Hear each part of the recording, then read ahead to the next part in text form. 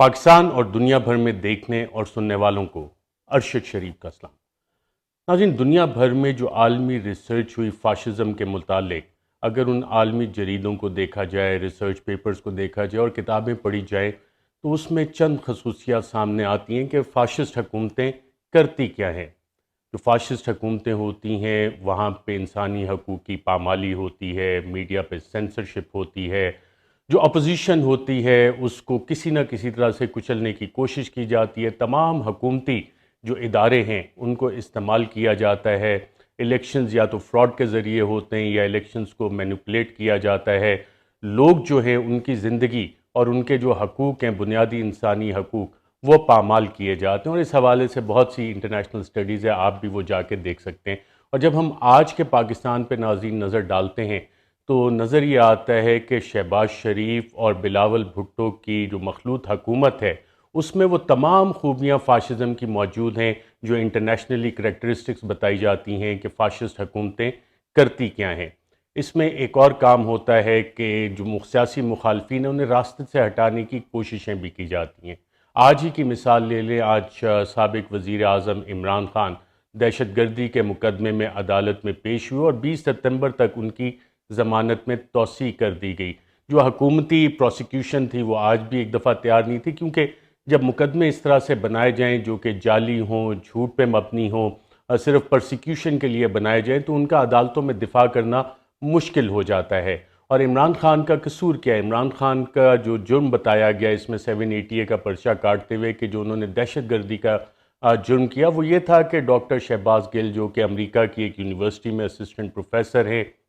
ان کے chief of staff ہیں، جب انہیں گرفتار کیا گیا تو کسٹڈی میں ان کے اوپر جب زیر حراست تھے تو ان پہ ٹارچر کیا گیا، کسٹوڈیل ٹارچر۔ انہوں نے کہا کہ اس حوالے سے میں قانونی ایکشن لوں گا، اور عمران خان پہ دہشت گردی کا مقدمہ اس بات پہ کر دیا گیا۔ ڈاکٹر شہباز گل کے اوپر کسٹوڈیل ٹارچر پہ کوئی کمیشن آف انکوائری ابھی تک اس حکومت نے تشکیل نہیں دیا ہے، لیکن عمران خان پہ ناظرین جو دہشت گردی کا مقدمہ ہوا، اگر آپ سپریم کورٹ آف پاکستان کی متعدد ججمنٹ دیکھیں، اور اس میں ایک لینڈ مارک ججمنٹ ہے سابق چیف جسٹس آصف سعید کھوسہ صاحب کی، ان تمام ججمنٹس کو پڑھیں تو آپ کو بڑا واضح نظر آتا ہے کہ عمران خان پہ یہ بوگس، جعلی، جھوٹا مقدمہ کیوں کیا گیا، اور یہ کسی بھی عدالت میں سٹینڈ نہیں کر سکتا۔ سپریم کورٹ کے متعدد فیصلوں، جس میں لارجر بینچ بھی شامل تھے، ان فیصلوں کی روشنی میں ایک اور چیز اگر ہم دیکھیں جو فاشسٹ حکومتیں کرتی ہیں، وہاں میڈیا کو کنٹرول کرنے کی بھرپور کوشش کی جاتی ہے، اور شہباز شریف اور بلاول بھٹو کے دور میں ناظرین آج جو چیزیں ہو رہی ہیں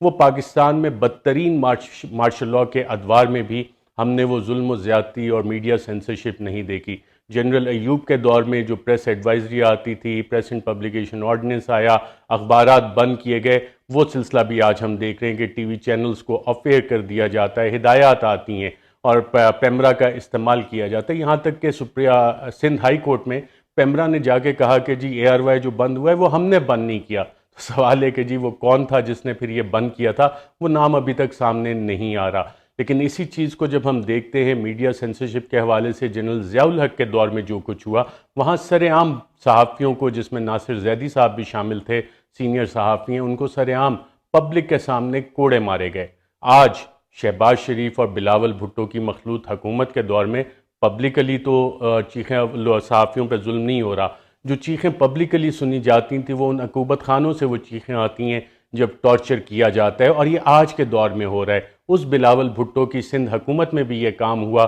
جو کہ ہیومن رائٹس کمیٹی میں ماضی میں تو بڑی صحافیوں کے خلاف ایکشن لیتے تھے، لیکن آج بالکل خاموش ہیں اس ظلم اور زیادتی میں۔ شاید شریک جرم ہوں گے اور انہیں سب چیزوں کا پتہ ہے کہ یہ کیا ہو رہا ہے۔ سندھ صوبے میں بہت سی جعلی ایف آئی آر صحافیوں کے خلاف کاٹی گئیں، سندھ حکومت ہوتے ہوئے، مراد علی شاہ کی حکومت ہوتے ہوئے، اور اس میں ناظرین اگر ہم یہ ظلم کی داستانیں گننا شروع کریں تو ہمیں پتہ لگتا ہے کہ نوجوان صحافی جمیل فاروقی، ان کو جس طرح سے گرفتار کیا گیا اور انہیں تشدد کا نشانہ بنایا گیا، انہیں برہنہ کر کے تشدد کا نشانہ بنایا گیا، ان کے جسم پہ یہ نشانات موجود تھے جب وہ باہر آئے اور اسلام آباد انہیں ٹرانسپورٹ کیا جا رہا تھا۔ جمیل فاروقی ان نوجوان صحافیوں میں سے ناظرین ایک عام پاکستانی ہے جو عام پاکستانیوں کی طرح اس نے محنت کر کے اپنا نام بنایا، کوئی اس کے لیے سفارش نہیں تھی، کوئی اس نے شارٹ کٹ استعمال نہیں کیا، اپنی محنت دن رات کر کے اس نے اپنا نام بنایا۔ اور اس کا قصور کیا ہے جمیل فاروقی کا؟ جمیل فاروقی کا ناظرین قصور یہ ہے کہ وہ عام پاکستانی کی بات کرتا ہے، عام پاکستانی کے حقوق کی بات کرتا ہے، وہ سوال کرتا ہے، ایک عام پاکستانی کی طرح سوال کرتا ہے ان طاقتور حلقوں سے جو کہتے ہیں کہ جناب ہم تو کسی قانون کے تحت نہیں آتے، ہمارے بارے میں اگر تم سوال کرو گے، آواز اٹھاؤ گے تو تمہیں نشان عبرت بنا دیا جائے گا۔ اور جمیل فاروقی کے ساتھ یہ تشدد کیا گیا۔ نہ صرف جمیل فاروقی، آپ عمران ریاض خان کی مثال لے لیں۔ عمران ریاض خان کی استقامت اور بہادری کو باقاعدہ طور پہ میں سلام پیش کرتا ہوں کہ 2 درجن سے زائد اس کے اوپر مقدمے کیے گئے، اور جب اسے گرفتار کیا گیا تھا، ایک تھانے سے دوسرے تھانے، ایک عدالت سے دوسرے تھانے لے جایا جا رہا تھا، تو اطلاعات یہ ہیں کہ اس پہ بھی ان ہیومن ٹریٹمنٹ اس کے ساتھ کی گئی۔ جس طرح دہشت گردوں کے اوپر کالا کپڑا منہ پہ چڑھا دیا جاتا ہے، وہ اس پہ چڑھایا گیا، اور ان ہیومن ٹریٹمنٹ اور تشدد کی اطلاعات ہمارے پاس موجود ہیں کہ عمران ریاض خان پہ تشدد کیا گیا۔ لیکن سلام ہے عمران ریاض خان کو کہ جب اس کو موقع ملا اس نے ہمیشہ پاکستان زندہ باد کا نعرہ لگایا۔ عماد یوسف جو اے آر وائی نیوز کے ہیڈ آف نیوز اور کرنٹ افیئرز ہیں، ان کے گھر جس طرح رات کو ریڈ کی گئی، اس طرح دہشت گردوں کو ریڈ کر کے اٹھایا جاتا ہے۔ اس کے معصوم بچے آج بھی اس ریڈ کی وجہ سے جو پرائیویسی آف ہوم انویڈ کی گئی سندھ میں، سندھ حکومت جہاں پاکستان پیپلز پارٹی کی حکومت ہے، بلاول بھٹو زرداری کی پیپلز پارٹی کی حکومت ہے، وہاں سے عماد یوسف کو رات کو اٹھایا گیا، مڈ نائٹ ریڈ کر کے اٹھایا گیا فیملی کے سامنے، اور جس طرح سے دیواریں پھلانگ کے وہاں پہ انٹر ہوئے تھے، وہ کارروائی کس طرح کی تھی؟ خوف و ہراس پھیلانے کے لیے، تاکہ باقیوں کے لیے بھی یہ مثال بنے۔ اور پھر عماد یوسف کے ساتھ بھی کسٹڈی میں ان ہیومن ٹریٹمنٹ کی گئی کہ تاکہ آئندہ جو شخص محنت کرتا ہے، صبح سے شام تک اپنے کام سے کام تعلق رکھتا ہے، صحافت کرتا ہے، اس کے ساتھ بھی ان ہیومن ٹریٹمنٹ کی گئی۔ ایاز امیر صاحب پاکستان کی صحافت کا انتہائی معتبر نام، سینئر صحافی، دہائیاں انہوں نے دیکھی اور ہر کسی کو انہوں نے سوال کیا۔ جب ایک رجیم چینج کے حوالے سے انہوں نے بات کی اور ایک سیمینار میں شرکت کی جس میں عمران خان بھی موجود تھے، تو انہوں نے کافی ساری ایسے باتیں کیں کہ جس سے چند طاقتور حلقے انتہائی شدید برہم ہوئے، اور اس کے اگلے روز ہی جب وہ ٹی وی پروگرام اپنا ختم کر کے دنیا ٹی وی سے جا رہے تھے تو ان پہ حملہ کیا گیا۔ اور یہ ایک ایسا گنجان آباد علاقہ ہے جہاں پہ متعدد سی سی ٹی وی کیمراز لگے ہوتے ہیں، اور اسی وقت جب ہم نے بیپرز وغیرہ دیے تھے اور اس کو کنڈیم کیا تھا تو کہا تھا کہ شاید اس کے پرپیٹریٹرز نہ پکڑے جائیں، یہ نامعلوم افراد نہ پکڑے جائیں، اور آج کی تاریخ تک آپ ناظرین دیکھ لیں ایاز امیر پہ حملہ کرنے والے بھی نہیں پکڑے گئے۔ سمیع ابراہیم صاحب پہ حملہ کیا گیا، اور سمیع ابراہیم کے حوالے سے آج بھی چند لوگوں کی خواہش ہے کہ انہیں ابھی تک سبق نہیں آیا، مزید سبق سکھانا ہے، اور سمیع ابراہیم کے حوالے سے آج بھی سازشیں باقاعدہ طور پہ جاری ہیں، جس کی کہ مجھے بہت انتہائی مصدقہ اطلاعات جو میں نے چند لوگوں سے بات کی تو پتہ لگا۔ اور یہ مصدقہ اطلاعات ناظرین میں آپ کو ایک خط دکھاؤں گا ڈاکومنٹڈ، جس میں ان تمام چیزوں کا ذکر کیا گیا تھا، وہ تھوڑی دیر میں آپ کو بتاتا ہوں۔ لیکن دیگر صحافیوں کی میں تھوڑا ذکر کرنا چاہوں گا۔ صابر شاکر کو ملک چھوڑنا پڑا، سنگین دھمکیاں انہیں دی، مجھے بھی سنگین دھمکیاں آئیں، اور یہ ڈاکومنٹڈ ہے، سرکاری دستاویزات میں بھی ڈاکومنٹڈ ہے کہ اس حوالے سے جو دھمکیاں دی گئیں، جان سے مارنے کی دھمکیاں دی گئیں، اس حد تک یہ لوگ کارروائیاں کر رہے ہیں، اور قصور کیا ہے؟ صرف بولتے ہیں، سوال کرتے ہیں۔ خاور گھمن جو اے آر وائی کے بیورو چیف ہیں اسلام آباد کے، ان کے اوپر بھی مقدمہ کر دیا گیا۔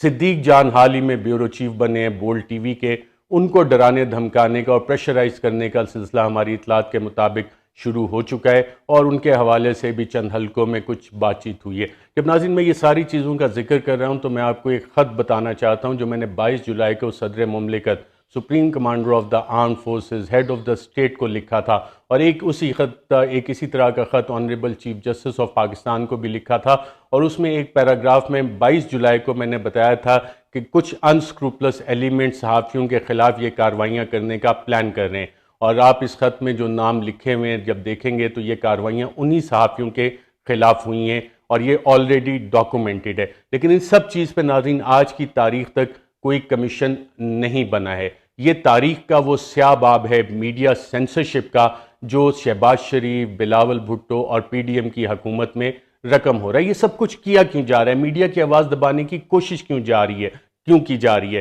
چینل مالکان کو دھمکیاں دی جاتی ہیں، ان کے اوپر بھی چند میں سلمان اقبال پہ بھی مقدمے میں شامل کیا گیا ان کا نام، ان کو دیگر دھمکیاں بھی دی گئیں کہ تمہارا فلانا بزنس ہے، وہ ختم ہو جائے گا، اس حوالے سے تمہیں ہم سبق سکھائیں گے۔ دیگر چینل کے مالکان کو کہا ہے تمہارا فلانا بزنس ایک اور ہے، اس حوالے سے تمہیں ہم سبق سکھائیں گے۔ اور جو کوئی بھی عمران خان کو دکھانے کی، جلسہ دکھانے کی کوشش کرے گا اسے نشان عبرت بنا دیا جائے گا۔ فلاں صحافی کو آپ فیئر کر دو، فلاں صحافی کو نوکری سے نکالو، پھر تم سے بات چیت ہوگی۔ یہ ساری چیزیں بیک گراؤنڈ میں چل رہی ہیں میڈیا کی سینسرشپ کے حوالے سے اس وقت جو حالات ہیں۔ لیکن یہ سب کچھ کیا کیوں جا رہا ہے؟ یہ سب کچھ کیا اس لیے جا رہا ہے کہ عمران خان جس کے ساتھ اس وقت پاکستان کی عوام کھڑی ہے، وہ پاکستان کی قوم جو انتہائی ریزیلینٹ ہے، خوددار قوم ہے، محنت کرتی ہے، ایماندار قوم ہے، وہ عمران خان کے ساتھ کھڑی ہے۔ اور لوگوں کا خیال ہے جو یہ پی ڈی ایم کی حکومت ہے، اس کے اتحادی ہیں اور اس کے ہینڈلرز ہیں اور سہولت کار ہیں، کہ عمران خان کی پاپولیرٹی شاید میڈیا کی وجہ سے ہے۔ میڈیا کی وجہ سے نہیں، آپ نے میڈیا پہ سینسرشپ لگا کے بھی دیکھ لیا، پاکستان کے عوام عمران خان کے ساتھ کھڑے ہیں۔ اور آپ دیکھیں کہ کتنی نیچ اور گری ہوئی حرکت انہوں نے کی کہ جب عمران خان امریکہ میں پاکستان میں جو فلڈ سے، سیلاب سے تباہ کاریاں ہوئیں، اس سے پاکستانیوں کے لیے امداد اکٹھی کر رہے تھے، تو چینلز کو آف ایئر کیا گیا۔ عارف حمید بھٹی جو آلریڈی کھٹکتے ہیں بہت سارے حکمرانوں کو اور کافی سارے لوگوں کو، بڑی بے باک بات کرتے ہیں، پہلے انہیں آف ایئر کیا گیا، پھر ان کے چینل کو یہ دھمکیاں دی گئیں کہ اگر تم نے عمران خان کو دکھایا تو تمہارا چینل بند کر دیا جائے گا، اور کئی جگہ پہ جی این این کو بند بھی کیا گیا۔ عارف حمید بھٹی صاحب بھی ان سب چیزوں سے دل برداشتہ ہو کے ملک اس وقت چھوڑ چکے ہیں اور ایک دوسرے ملک میں اس وقت جا کے بیٹھے ہیں، کیونکہ پاکستان میں جو حالات ہیں اب جان سے مارنے کی دھمکیاں دی جا رہی ہیں۔ عارف حمید بھٹی پہ بھی 2 اٹیمپٹس ہوئے تھے، جس کے بعد عارف حمید بھٹی نے ملک چھوڑنے کا فیصلہ کیا۔ ٹیلی تھون عمران خان نے پہلی کی اور دوسری کی، اور اس میں اوورسیز پاکستانیوں نے جو عمران خان پہ اعتماد کرتے ہیں، پاکستانیوں نے جو عمران خان پہ اعتماد کرتے ہیں، دونوں ٹیلی تھون میں تقریباً 10 ارب سے زائد کے اماؤنٹ پلیج کیے ہیں پاکستانیوں کی مدد کرنے کے لیے۔ لیکن یہ حکومت، اس کے اتحادی اور اس کے سہولت کار اور ہینڈلرز، انہوں نے بھی اپیلیں کی تھیں، اور شرمندگی سے وہ یہ بھی نہیں بتاتے کہ ان کے اکاؤنٹس میں پاکستانی قوم نے کتنا پیسہ دیا۔ وہ یہ چیز آپ کو نہ بتا رہے ہیں نہ بتائیں گے، بلکہ کوشش تو یہ کی گئی کہ جو عمران خان نے ٹیلی تھونز میں جو اکاؤنٹ دیے تھے، جب لوگ وہاں پیسے جمع کروانے گئے، کہتے نہیں اس میں نہیں، تم حکومت کے اس اکاؤنٹ میں پیسے جمع کرواؤ۔ بینکس کو یہ ہدایات اس حوالے سے دی گئی تھی، لیکن لوگوں کا اعتماد جو ہے وہ عمران خان کے اوپر ہے۔ اس وقت ناظرین حکومت کے حالات جو ہیں، اس حکومت کے، اس کے ہینڈلرز کے اور سہولت کاروں کے، وہ باقاعدہ رونے والے حالات ان کے ہوئے ہیں، اور اس کی وجوہات ہیں اور اس کا اظہار بلکہ ہم نے دیکھا بھی کہ ڈاکٹر مفتاح اسماعیل ایک پریس کانفرنس میں ہچکیاں لیتے ہوئے روتے نظر آئے۔ وہ تو پبلکلی چلے رو پڑے، لیکن جو اس کی حکومت کے ہینڈلرز ہیں، سہولت کار ہیں، اور یہ حکومت کے خود چند بند کمروں میں بیٹھ کے اپنا سر پیٹ رہے ہوتے ہیں کہ یہ ہوا کیا ہے۔ ہم عمران خان کے خلاف جو بھی قدم اٹھاتے ہیں، قوم اس کے ساتھ کھڑی ہو کے اس ساری کو ریورس کر دیتی ہے اس قدم کو۔ ڈاکٹر مفتاح اسماعیل کے رونے کی ناظرین وجہ یہ نہیں ہے کہ انہیں پاکستانی قوم کا کوئی اتنا زیادہ دکھ تھا، اس کی اصل وجہ یہ ہے کہ ڈاکٹر مفتاح اسماعیل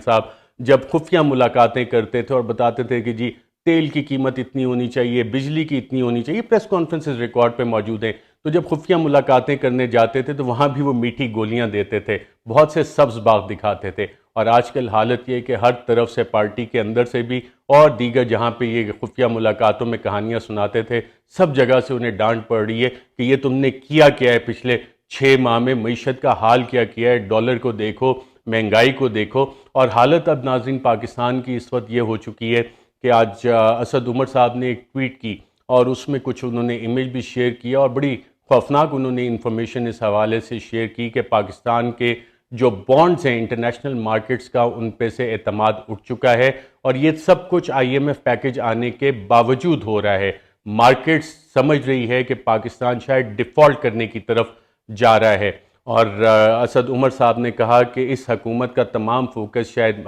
سوائے معیشت کی بہتری کے، وہ تمام کا تمام اپنے سیاسی مخالفین کو اور آزاد صحافیوں کو کچلنے کے لیے انہوں نے تمام اپنی انرجیز فوکس کی ہوئی ہیں۔ آئی ایم ایف آلریڈی یہ اسیسمنٹ دے چکا ہے کہ پاکستان کی معیشت بڑی تیزی سے سری لنکا کی صورتحال جیسے ہوئی تھی اور پھر سری لنکا نے ڈیفالٹ کیا، وہاں ہنگامے ہوئے، اس طرف کو جا رہے ہیں۔ عمران خان اپنے سمیع ابراہیم کے ساتھ انٹرویو میں بتا چکے ہیں کہ سری لنکا پلس والے حالات پاکستان میں بننے جا رہے ہیں۔ اس کا ناظرین تمام چیزوں کا حل کیا ہے؟ حل ایک بڑا واضح ہے کہ پاکستان میں جلد سے جلد ایک کیئر ٹیکر گورنمنٹ بنائی جائے اور آئین کے مطابق 90 دن میں انتخابات کرائے جائے تاکہ ایک طویل مدتی حکومت آئے جس پہ عوام کا اعتماد ہو، اور عوام کے مینڈیٹ سے جو حکومت آئی وہ صرف پاکستان کو بحرانوں سے نکال سکتی ہے۔ اگر یہ ایسا کام نہیں ہوا اور جتنا اس کو پرولونگ کرتے رہیں گے تو یہ حکومت، اس کے ہینڈلرز اور اس کے سہولت کاروں کے لیے مشکلات میں اضافہ ہوتا جائے گا۔ اللہ آپ سب کی اللہ آپ سب کی مشکلات آسان کرے اور پاکستان کے اچھے دن لائے، اور پاکستان کے لیے ہم سب نے مل کے کام کرنا ہے۔ آج کے لیے ناظرین اتنا ہی، اجازت دیجیے گا، اللہ حافظ۔